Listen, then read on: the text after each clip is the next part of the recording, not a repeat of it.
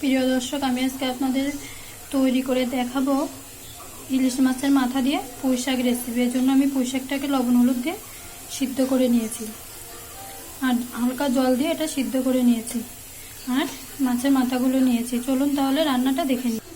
আমি মাছের লবণ হলুদ দিয়ে নিয়েছি। এবার এগুলো আমি মাখাবো। মাখানো হয়ে গেলে এগুলো আমি ভেজে নেব।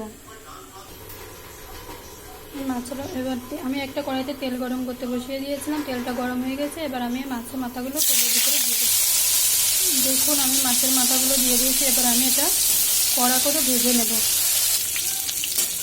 দেখুন, আমার মাছের মাথাটা ভাজা হয়ে গেছে। এবার আমি এটা তুলে নেব। এটা আমি কড়া করে ভেজে নিয়েছি।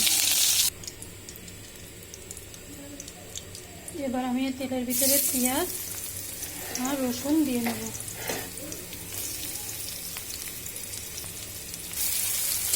এবার আমি পেঁয়াজ রসুনটাকে ভেজে নেব লালচে করে। এবার আমার পেঁয়াজ রসুনটা ভাজা হয়ে গেছে। এবার আমি এর ভিতরে 7-8টা কাঁচামরিচ আর ভেজে রাখা মাছের মাথাটা দিয়ে দেবো। দিয়ে এটা নাড়িয়ে নেব। এবার আমি লবণ হলুদ দিয়ে সিদ্ধ করে রাখা পুঁই শাকটা এর ভিতর দিয়ে দেবো। এবার আমি এটা 4-5 মিনিট রান্না করব।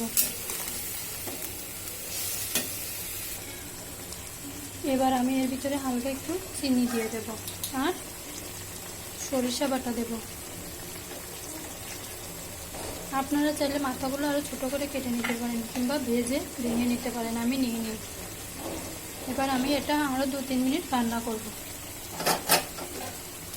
এবার আমি এটা নাড়িয়ে নেব। নিয়ে 2-3 মিনিট রান্না করব। 2-3 মিনিট রান্না করলে আমার পুঁই শাকটা রেডি। দেখুন, আমার রান্নাটা রেডি হয়ে গেছে। এবার আমি এটা নামিয়ে নেব। দেখুন, আমার রান্নাটা রেডি। আমি নামিয়ে নিয়েছি। দেখতেও কি সুন্দর হয়েছে।